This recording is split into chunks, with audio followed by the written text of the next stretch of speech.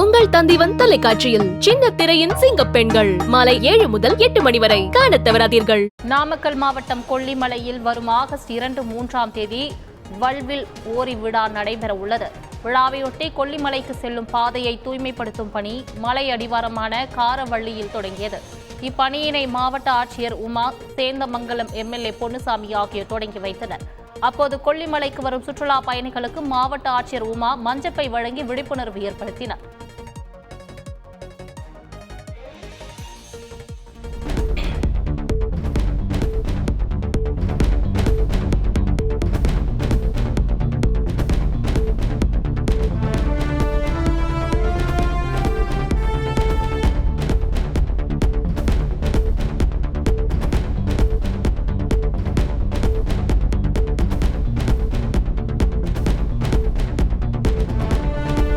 உங்கள் தந்திவன் தொலைக்காட்சியில் சின்ன திரையின் சிங்க பெண்கள் மாலை 7 முதல் 8 மணி வரை காணத் தவறாதீர்கள்.